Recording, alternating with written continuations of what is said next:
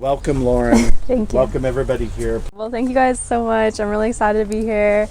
Like you said, my name is Lauren Click. I'm the founder and executive director at Let's Go Compost. We're a 501c3 nonprofit working to make composting free and accessible. We don't think you should have to pay to be sustainable. We think it should just be ingrained in part of the community, just like these lovely community gardens.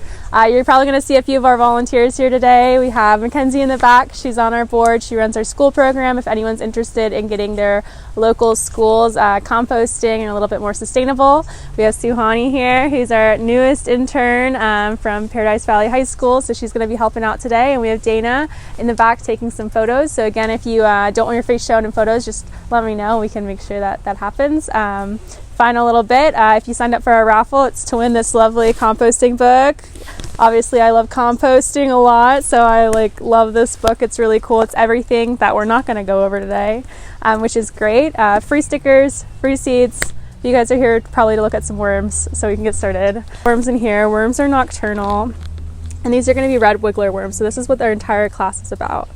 So I do this all day. So if you reach in, and we'll pass this around the table, you're going to start finding red wiggler worms. And that is how we're going to be talking about composting today. So those are those guys right there. Mm-hmm.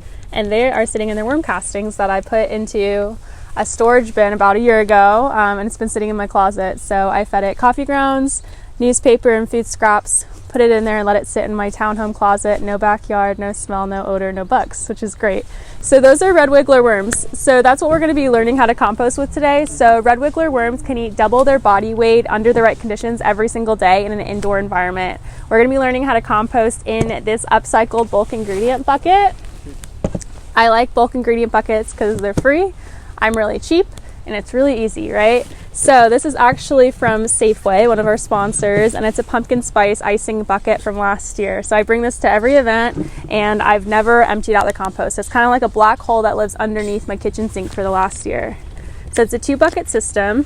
The bottom bucket, or the top bucket right here, has a bunch of holes in the bottom to provide aeration. It lets all of the yummy oxygen get into the worms so they, can breathe. And then this bottom bucket just kind of collects that extra moisture. But this is where the magic happens. So we're actually going to be feeding the worm bin today together. So I'm going to pass this around. I have paper towels. I made pasta last night and totally spilled, so I threw it in. So it's really as easy as that. There's no odor, there's no smell. So I'm going to pass that around. And then once you guys get the worms back, you can put the worms in there. And we'll kind of go over how to compost. So in composting, especially in indoor worm composting, you're going to have browns and greens, right? Just remember browns and greens. Browns are your dried materials, those really carbon heavy. We have our Trader Joe's bag, our lovely Trader Joe's bag. This is going to get thrown in there. So if someone wants to volunteer, yeah, go for it. That's a great question. So red wiggler worms can live up to 2 to 3 years under the right conditions, and they also repopulate. They double in population about every 90 days. So kind of think of it as a renewable resource, but they will self-regulate their population in there, which means they'll just eat their eggs. But it's a fun resource to share, especially for kids. And it's really great when we're trying to do free composting programs for schools, because once you get one bucket ready, a few months later, you can basically do it again for free. Traditional worm bins like this can go anywhere from $100 to $200 on Amazon. For the same level of plastic, it's just HDPE2. We can do it for free. So we're going to put this brown in there today, and it's our carbon source. So we want to make sure that we're adding our browns and our greens, and I'm going to say that a million times today. Browns are those dried materials. We're going to go for 70% browns, and then we're going to go for 30% greens, which we'll get into. So does anyone want to rip this up? Early, long Friday? Yeah? Okay. Perfect. So what can we add into our worm compost bin that's going to live in our house, right? So we have our 2 buckets, like I said. We drilled the holes into the bottom. You saw the worms. You're like, okay, Lauren, cool. Now what? What are we going to do with it? So we're going to start by adding in our brown materials at the bottom. We're going to lasagna on is going to be a phrase I'm going to use a lot. Browns, greens, add in some worms in there, right? What are our carbon materials? What are those food sources? This is some brown sugar. I like to clean out my pantry before I do these because I always find something. This is like rock solid brown sugar, right? I'm not going to eat this. If I send it to a landfill, it's going to go into the landfill into an anaerobic environment, which means there's no oxygen and it's going to release methane there, right? But if we can compost it with an aerobic environment where the worms are eating it, they're basically going to eat your food, poop it out. That's what worm compost is. We all just touched it, so we're all good. We're going to put this in there. So if anyone wants to go and put this into the worm compost bin, you can dump it in there. Our carbon material is getting ripped up. And what that's going to do is it's increasing the surface area. So now instead of just putting that bag in there and hoping it will decompose, we're expediting the process. We're making it go a little bit faster. It's really fun with cardboard. If you have a kid at home, they really enjoy ripping up cardboard boxes. Think Amazon boxes, junk mail, as long as it's not glossy. And we'll kind of go over what we can and can't compost. So, my lovely bin of trash. So what do we have in here?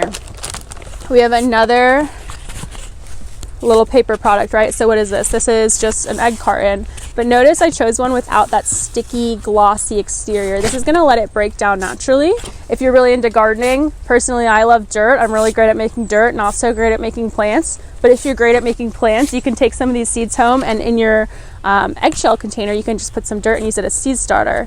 If you're like me and you're like, you can also just rip it up and put it straight in there. Okay, so let's get into a few things that we can't compost. Okay, so that one's non-glossy, right? This is non-glossy, that brown, that craft paper that we really like. It's almost the holiday season. We're gonna start seeing Christmas paper, right? So that Christmas paper, this type of material where it's really glossy, it's pretty, it's on the shelf of Target, Walmart, X, Y, and Z. Unfortunately, there's a really thin layer of plastic on top of this. So that means it's never gonna break down. It can never be recycled, unfortunately. So if you wanna shop consciously, make sure you're looking for stuff that can break down like this craft paper. But if not, this does need to go into the trash and not your compost bin. Okay, a little trick question. I'm just going to pass this around. Honestly, we're just going to be touching a lot of trash today. So do we think this can compost or do we think it can't compost? No, right? Okay, so it's wax paper. So unfortunately, the wax paper that we get at like a Fry's, a Safeway, it's not really wax on top of it, right? It's not beeswax. It's plastic. So we want to make sure that we're not feeding our worms the plastic. What we're going to do, what they would do in that situation if it broke down, if we had really thin plastic like this that gets set in the sun, right? Once it starts to break down, it's degrading, but that doesn't mean it's turning into soil. It's just turning into really, really tiny pieces of plastic. And when you're making, plants with this soil, if you're putting a seed in it, it turns into a bell pepper. You're likely to have microplastics in your food at that point. So that's why we want to make sure we're not putting any plastic inside of our compost bin. That said, if you get some in there, we're aiming for progress, not perfection. I know I find a million things in my compost bin always. So if, something gets in there, it's not lost and it's probably just not going to decompose as fast as it would naturally. Okay, we have some more fun things. Okay, you were really eager. Okay, so what do we think about this guy? No, with the window. Yeah, but the rest of it. Yeah, so do you want to rip off that plastic window? Perfect. And then we also have some more plastic. So when you're doing your junk mail, again, a really fun project, if you have a kid around, take off those stamps, take off that little plastic window film, and then from there you can compost it. So if you want to start putting in the browns on top of that, we will do that, and then we can dump the sugar in. So we're going to lasagna on the browns and the greens. And now I have an orange. You're like, wow, Lauren, an orange is so cool, right? Okay, an orange citrus. And we also have a few more fun things in here. We have, if I can find it, we have some garlic and onion peels from dinner last night, right? So in composting, there's a few things that the worms are gonna like, and there's a few things that the worms aren't gonna like. Citrus, onions, spices, oils, meat, bones. The worm compost bin isn't the best place for this, right? Why is that? It does break down. It's natural, right? It's food. However, in this small container that we have right here, it's just not going to break down as quickly as it could in a different type of composting method. So going into types of composting, we have our indoor worm compost bin, which I love. You can drop that in if you want.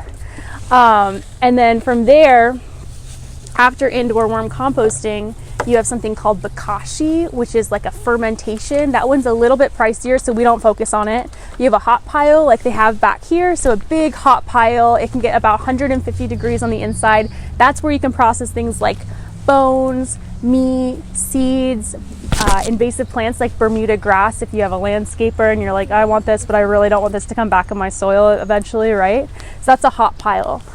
Kind of back towards there, you'll see 2 giant black tumblers. That's a tumbling compost bin. Those ones are really fun too.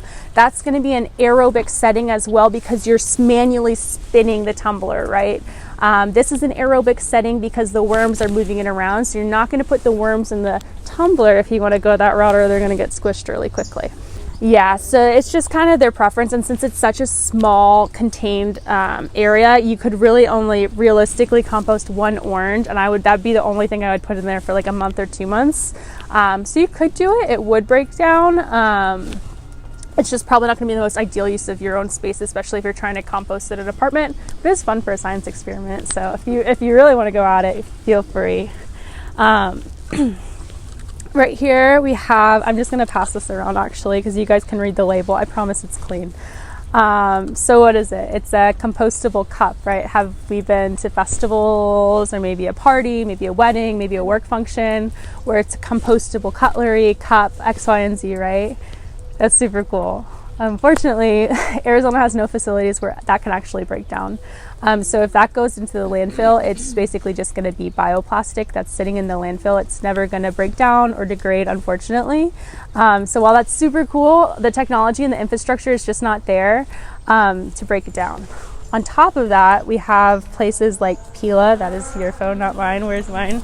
We have people like Pila and Casetify doing these compostable cases.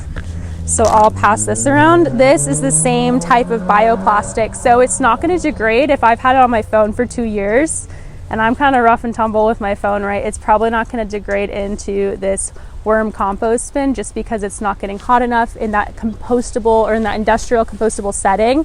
They're getting it really, really hot, 150 to 180 degrees, and that's how it breaks down, and they use tractors to spin it. Unfortunately, again, we're just not there. So when you're seeing that, keep that in mind. I know my mom's like, oh, this is compostable. Oh, this is compostable. I'm like, okay, it's not. Which brings me to a more fun point. If you live near a walking trail and you also have a big pet peeve like me and people not picking up their dog poop, you might have seen these compostable dog poop containers, right? Unfortunately, this is plastic. It's just going to break down really quickly into little pieces of plastic. So again, when you see something that's compostable that says it's plastic, but it says it's compostable, I would steer away from it. There's just not enough regulation at this time, and there's nowhere, if it is compostable, for it to break down naturally in Arizona. It's called greenwashing. Yeah, greenwashing. Yep. We have fabric. So again, cotton fabric, leather, anything 100% natural can break down. Polyester is plastic. Basically, my spiel is everything is plastic, like more things than you're going to realize are plastic.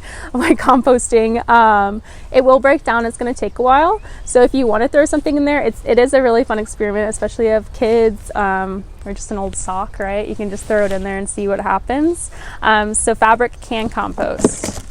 Now we have some soil with compost mixed into perlite. This is from Tanks. They're in Tucson. They're a really cool company. So that's kind of what the end product's going to look like. So we have our worm compost here. These are worm castings, so it's their poop. And it's just mixed in, so it's really fine. And you can kind of compare that to what's mixed into the soil. You have some mulch, you have some perlite for drainage, all that fun stuff.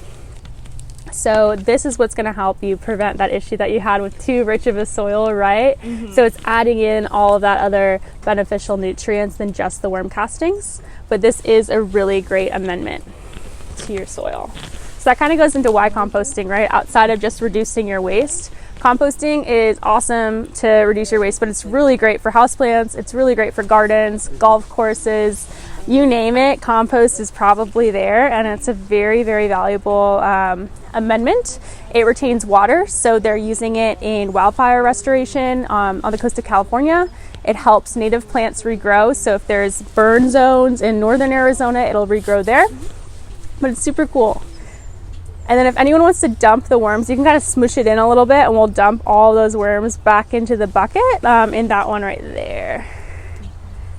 Okay, and last but not least, The last time I was at this garden, we had the lovely opportunity to talk with the American Forestry Group about mulch. So what's mulch? You guys probably saw as you're walking in, we're seeing it on the ground, in parts of the garden, right? I like to think of mulch as pre-compost. I don't like to get really scientific with composting workshops because I think it makes it a little bit confusing and inaccessible to people. I like to keep it really straightforward. You can get really into it if you want, but our goal is just to get more people composting in general. So mulch, I like to say, is pre-compost. That is not a technical term, right? But we're breaking down the tree into these fun little bits. This is, again, increasing that surface area, like when we ripped up that bag earlier, or we ripped up the egg carton earlier. It's just increasing the surface area. It's really great, again, for water retention, and then it'll compost down underneath our feet here in the garden, or in your front yard, or on the side of a golf course, side of the road, X, Y, and Z. So we can dump that in there as well. I think that's about it for what I have to add to the garden. So does anyone have any questions? Okay, so I can keep going. I can keep my spiel going for a while. I like to see if anyone has questions. Mackenzie, yeah. Where can you get worms? Great question. Thank you so much for asking. Where can you buy worms? Arizona Worm Farm is an amazing group. South Phoenix area near South Mountain, right? Like Levine area. Really, really cool. So they're for profit. We're a nonprofit, so we love sending people over there. Buy up your worm castings, buy up your red wiggler worms. Again, not earthworms. We want those red wiggler worms in this setting, and those are the ones that are going to be able to live in this really tiny contained environment. So that's super fun there. You can also get them online at Uncle Jim's Worm Farm. We have an affiliate code that helps us raise money to fund our school garden programs that Mackenzie runs and Mackenzie puts together. So that's super fun. And then Mackenzie, do you want to talk a little bit about the school program, kind of what we're up to? Sure, yeah. So we offer free curriculum to schools. Right now we have a K-2 unit that's available to schools and a 6th through 8th grade unit. Our goal is eventually to have something for every single grade level that builds upon itself, so any grade in a school can start composting. We came out with that program, I think like a year ago, last spring. So we have a couple schools in the valley that are doing it, but then we also have some out-of-state schools that use our curriculum as well. So we encourage them to use the same little bins that we use for our personal worm bins. The kids love it. My niece is almost 2. She is obsessed with the worm bin. She loves breaking the paper and adding it in and checking on the growth of the worms. I think I have like 4 of these bins in my house. I just keep them under like every single sink, and they repopulate eventually too. So the cool thing is once you get started, you can kind of share with others as well. And with a school, they can have one classroom bin to start and eventually kind of expand to classes as well. Yeah, it's really fun. So the average K through 12 student has 40 pounds of food waste at school alone every single school year. So Mackenzie's program is really helping to reduce not only the amount of food waste, but just foster more of an understanding about where our food waste is going. Again, when food waste goes to the landfill, from there it's emitting methane. So, outside of driving an electric car, which I don't see too many first graders doing, the best way to reduce your greenhouse gases is just making sure your food waste isn't going to the landfill. So that's why it's really fun, and it's really fun when you can make it accessible, when you only really need a cup of worms, and then just befriend your neighborhood bakery and ask for a few icing buckets. It's been really cool. What if I want to not use worms? Oh, yeah, no worries at all. So we have those tumblers back there, so you can do tumblers there. Those ones need to be outside, and you're going to spin them about once or twice a day, not a day, a week, and that's going to create that aerobic activity. Be careful with those ones in Arizona. Here, the sun just will eat up plastic like no tomorrow. I like to say to put like a barbecue cover on it. My brother has one in DC. He loves it. That's his preferable way. You're going to see something called like an electric composter probably sold to you online. Yeah, I was looking at those. Don't recommend them at all. So it's basically just a hot food processor. So that's how I got started in this. I bought one. My whole kitchen stunk so badly during COVID. It was disgusting. So basically what it's doing is heating up your garbage, your food waste, and then just grinding it down. They've done a lot of studies on the compost that comes out of electric composting bins. It holds no water. It has almost no nutrient value. It's not great for plants or gardening. So I normally steer away from it. Recycled City is here. They're like a bucket pickup, so it's similar bucket, except they're just filling it up with food. There's no holes in it, and you can drop it off, or they'll come and pick it up for you once a week. That's about $20-$30 a month depending where you live. We started a program at Ahwatukee Community Garden. That's a free version of that. You just have to drive to Ahwatukee Community Garden once a week and drop off your bucket there, and they'll give you a clean one to take back if you want to do that. What other types of ways? There's hot piles. Yeah, I think those are like the big ones. I would say. I have been seeing people like on TikTok who, I don't think they're using worms. They have this bag of stuff that they sprinkle on the top once they put food in. Like, what is that? Bokashi. Yeah, so that's for Bokashi composting. So it kind of goes into this composting book. Whoever wins it wants to read it, or ask for your local library. I don't love Bokashi because it does cost money to add on. It's like a fermentation almost, so they're adding on a yeast.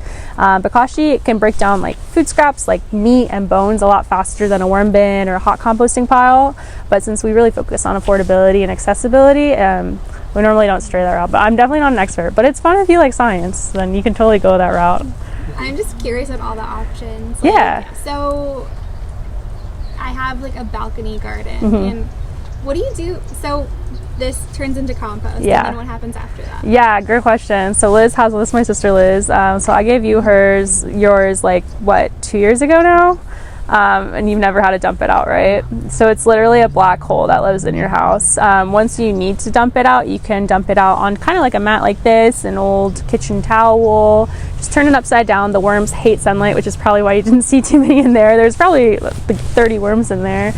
The worms will slowly go down. You'll slice off the top, pop it in your pot, and then, keep going, and then put the worms back in the bucket if you want. So this is basically to reduce waste, not to like make soil for a garden. So think of it from like when you're decomposing something, right? Where's the moisture going? It's up in the air. It's going out and in. So when something breaks down, you're not going to get like, if you put an apple in, you're not going to get an apple worth of soil back out. You'll probably get like a tablespoon out, maybe. So Arizona Worm Farm does have really great soil. Dig It Gardens, which is a little bit south of here, has great soil. I worked there in college, so that's always a fun place for me. Barrage Nursery, Summer Winds is one of our donors. They're great. Lots of fun places to get compost, but this is not going to be a profit maker. I'm not going to lie to you guys right now. Yeah, so the hot pile, so we can kind of walk back there in a bit, but a hot pile is like, let's say like 3 feet by 3 feet, right? You're gonna put in, we just installed one at Escalante Community Garden if you ever want to check it out in Tempe. So a hot pile is a giant pile, so 3 feet by 3 feet. What you're doing is you're putting in all of your waste right there, and it can get really hot on the inside. So that's just the biophilic scientific, if something's breaking down, it's going to start creating heat naturally, right? And especially when it's in that large setting. With the worms, this is so small, it's not going to get hot. I'm not an expert at hot composting. The Escalante Garden's our first time doing it. With hot compost piles and bigger piles, you're basically going to have to manually move it with like a pitchfork or a shovel. So it can be hard for little kids. It can be hard for anyone with physical disabilities to manually move it. And also it's just really time consuming. Yeah. Is that how you avoid like bacteria? Yeah, so if you have like an infectious plant, so something that's, maybe rotten, you got it from like a weird little nursery, maybe a big box store, we won't name it, and it has like a bunch of fungus issues, you could kill it that way. Bermuda grass, that's why we installed it at Escalante. They have a pretty big Bermuda grass problem, so we're trying to compost it naturally and kill the seeds. And then create more soil. But hot composting piles are a great way to create a lot of compost at once versus these little tiny bins. But you can keep a lid on these, right? Yeah, so what I do is I just keep this underneath my kitchen sink, and then I just kind of, it's a little full right now, but I just kind of pop it on. And I don't, the worms don't come out of it. As long as it's the right container, or the right mix of foods. So if you put something like citrus, garlic, onion, kind of like what we went over, they're probably going to crawl out if it's too wet. So we want to make sure it's about as moist as a wrung out sponge. If you forget all this, we have it all on our website as well. I also have printouts of how to make them as well that I'll pass out at the end. And then you want to make sure it's between 75 to 85 degrees. Worms are mostly water. So if you're getting my flow, if they're outside, they're probably gonna not be with us, and if they're in the cold, they might be worm popsicles sooner than later. So, which happens. It's happened to me many a times. I think everyone has Yeah, yeah. I like put them in my laundry room last summer, and then I was like, what are all these? Oh my god! Like, so it happens. So, any other questions? Wait, Yeah. Oh, I was gonna say, so the worms died off because in your laundry room because it was too hot? Is that Way what- too hot in the middle of summer. So it was inside, but it was not an air conditioned laundry room. Okay. So that's kind of my question. I was like, if you introduce some heat, would that speed up your decomp? But it wouldn't not with with worms. I wouldn't do it with worms. We have tons of articles on our website and social that our team works on. Again, this book, we're going to give it away as a raffle item, but if you don't win it today, I highly recommend checking it out at your library. Changing Hands can order it for you, and they're right there. Local bookstore is super cool. How long would that take for it to train? I would say like 6 to 9 months under the right conditions, as long as I'm not, overfeeding the worms. I'm not dumping like if that was my frappuccino and I like forgot it in my car, I wouldn't like dump my frappe in there and like forget about it. And then kind of going back to that, we do want to make sure, again, we're focusing on the browns and the greens, that carbon nitrogen. So 70% browns, 30% greens. That's going to make sure we have no bugs, no smells, and that it's breaking down as fast as we can get it. I don't prefer to add water just because we're in a desert. I really find that most people add too much water. So that's normally in your food scraps. So what I do with my food scraps is once a week, I'll just kind of throw it into like a Tupperware like this, put it in my freezer, eggshells, I don't know, like pizza crust, something I burnt, leftovers that I forgot to eat. And then once a week, I'll feed my worms about a cup of food. So I'd say like that much. Yeah. Can you explain more about the Awatugi Community Garden program? Yeah, definitely. So we love setting those up at community gardens. So what we did for them is we went and got a bunch of these buckets, and we didn't drill any holes into them. So they have their own hot pile that they needed a lot of food scraps with. So there's a really cool website called sharewaste.com, which we set them up on. And that's where you can basically bring a bucket of food scraps or Tupperware food scraps to a community garden, to a personal garden, to a school garden, and you just drop off your waste if you don't want to compost it yourself. You just give them the bucket or the Tupperware food. They give you a clean Tupperware bucket, and you go on your way. And then from there, their volunteers just work through it themselves. So they have a hot pile that they'll turn it into. They work with a bunch of kids, and then anything extra they send to a farm to be composted there. So yeah, it's a really cool program. Hot piles are, that's why we don't normally do them. It's a lot of labor. It's a cool process. If you can get like really into it and really make it into your schedule, I think hot piles are really cool. But if you don't have the manpower like to do it, on a consistent basis, it will just become a rotting pile of trash at a certain point. So the city of Tempe, you might have seen their old trash cans with holes drilled into them as composting options. If you do want to use these, I recommend you get something like a compost spinner. If nobody lives in Tempe, I don't need to go too far into this, but if you see one of those piles, so they're free, they're given out by the city. It's basically an old trash can, like something you put on your curb. They drilled holes about that big into the sides of them to create aeration. It's not an ideal way to compost, in my opinion, but if you would like to use it and you have one already, a lot of people do normally, you can just get a compost like a spinner. If you Google it, they're like $50. You could probably make something cheaper if you go to a big box store and grab like a metal rod, and you're just gonna spin around. Yeah, like think of it like it's like a giant corkscrew basically made out of metal. So we gave one to Awatugi Community Garden for their compost pile, and it lets the kids spin it, but it makes sure you don't have to move it bin to bin if you have one of those. But if you don't, I wouldn't recommend that way. But if you do, we can work what we've got. So You were fabulous. thank you.